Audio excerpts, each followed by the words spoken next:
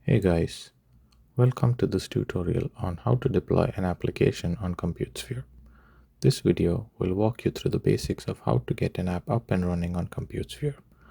If this is your first time here, be sure to create a ComputeSphere account before getting started. Once done, log into your dashboard. You'll be greeted with an empty page without any projects.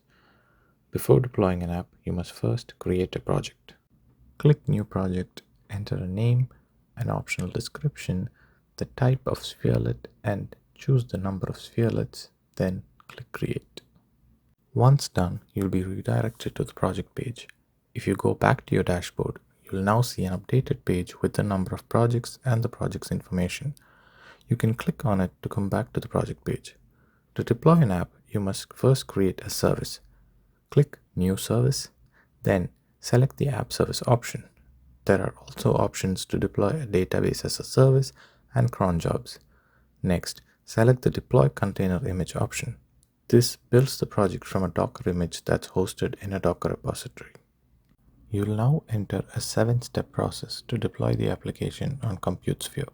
The first step is to simply enter a name for the service. This is different from the project name you assigned, but you can give it the same name if needed. Once done, click Next. Now, you must create an environment for your service to run. If it's your first time deploying a service, click Create New Environment, enter a name, and select a region for your environment. You can also use the toggle to set it to private, but we are going to leave it as it is now. Click Create to create the environment, and then click Next. In this step, you have to enter a name of the Docker image you want to deploy. We're going to use one of our sample applications from a quick start guide. You can also configure private repositories with the necessary credentials if needed. Once done, click Next. This step involves configuring the number of spherelets for your application. We're going to use 2 out of the 4 we've allocated for the project. You can also use the toggle to enable auto-scaling. You can enter a percentage for the CPU usage and the number of replicas to create for when the CPU usage threshold is hit. Since this is a simple project, we're now going to enable auto-scaling. Click Next.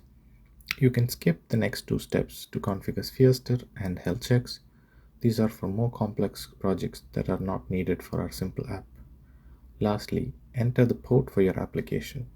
Our simple app runs on port 3000, so we are entering 3000. You can also set it to only run on private IP addresses. Finally, click Deploy. Once deployed, you can view the service details or open the service itself. On the service details page, you can view all the configured details about your service. Once everything is done, you can click the URL on the right-hand side to view your deployed application.